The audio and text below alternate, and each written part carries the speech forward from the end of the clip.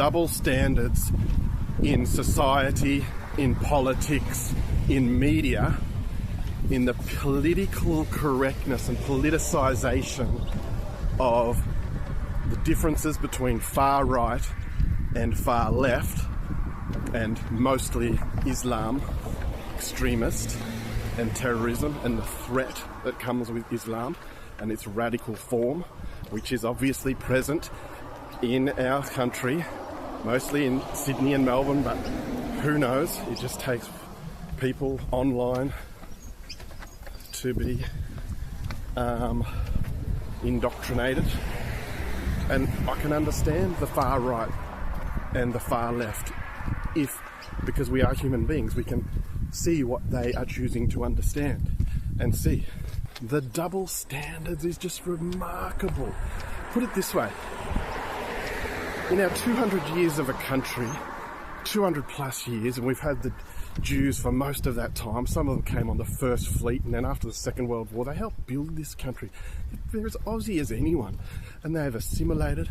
Have we ever had a fear or a terror threat alert or concern that some Jewish people were going to arm themselves and go and kill people who weren't Jews or who didn't believe in Judaism or anything like that? No, we haven't. There's been no threat from the Jews. So we don't need to tell their community to calm down. No, it's obvious that Islam has done there's been terrorist attacks all over the world consistently, year after year, in the name of Islam. That is the problem.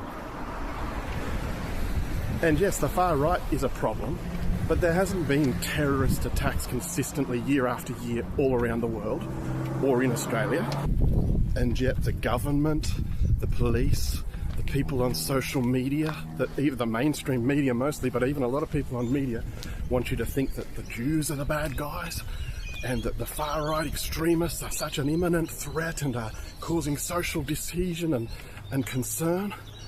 Really?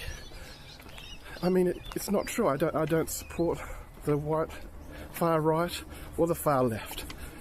I support Aussie and Aussie culture and goodness and truth, but not all this politically correct bulldust that seeks to demonise the Jews and to demonise the far right more out of proportion than they should be. The consistent global threat, and the threat here in Australia, is from Islam extremists and that ideology. And that is the problem, and that is what the government should be cracking down on, arresting, deporting, taking charge of, making a statement so that it doesn't happen again. But they're not. And now they want to come out and say, oh, come down to Bondi to support the local businesses and everything like that. What is dangerous? Don't you get it? Are you going to make the place safe? Have you got rid of the extremists, the hate preachers, the ISIS recruiters? Have you got rid of any terrorists? Why would we be coming down to Bondi to support the Bondi businesses? You haven't made the place any safer. I wonder how different the government response to the Bondi attack would have been if it was committed by a far-right group. So in Australia, I suppose, the ones that are getting notoriety are the Nazis or the White Australia. I'm not exactly sure what they're called. And I do condemn them. I don't acknowledge them at all. I condemn them utterly. I think if they were here as individuals, just like if they were here as Muslims, I would treat them with respect and understanding. I understand where they're coming from, but their ideology is extreme and in the end racist and to do nasty evil acts basically, but the reality is they haven't done anything and they don't seem like they're the type to do terrorist acts in Australia.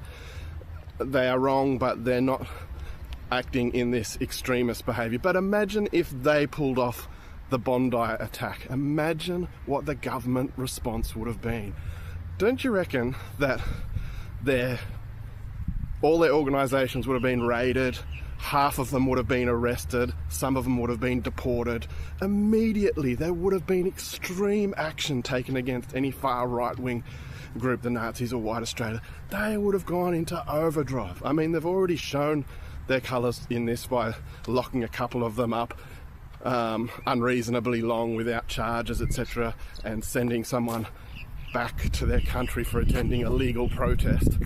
And yet, when a Muslim duo go and kill 15 people, Nothing has happened. Nothing's been raided. No one deported. No one arrested. Make it make sense.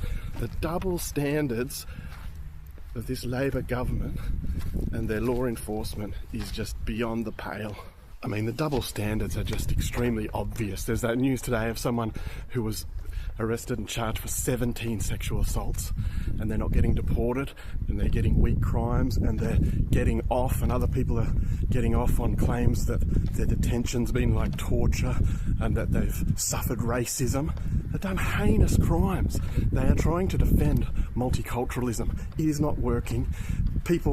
Australians would not get that leniency. It is not a fair system. It is two-tiered. We're losing faith in it. Do you think Tony Burke and the immigration system are letting in any far-right people? They're not letting in Candace Owens. They kicked out the guy who went to a legal protest. I would imagine they are not allowing anyone who identifies as far-right openly into the country. But do you know who they are still letting into the country without no problems? Islam and extremists and radical Islam and people with those beliefs. They've still got the door wide open. So they can control it. The laws are in place, but they're choosing not to. The Australian government needs to take a leaf out of Trump's book, put the foot down, and don't accept this violence, this nonsense, this evil ideology. Shut the gates, arrest, deport, and put your stamp of disapproval on it big time so that it doesn't come back. Labor, at the moment, they're leaving the door open. They're inviting it. We can't have that. They must go. We must have strong leadership, not weak leadership. Let's go, Aussies. We must defend our Aussie culture. Here it's on the hat. Get your gear. Be strong. Wear it with pride. We're going to do this. It's called a cultural revolution. It's for our futures. It's for our families. It's for our people. It's for the benefit of everyone in the world. Let's go.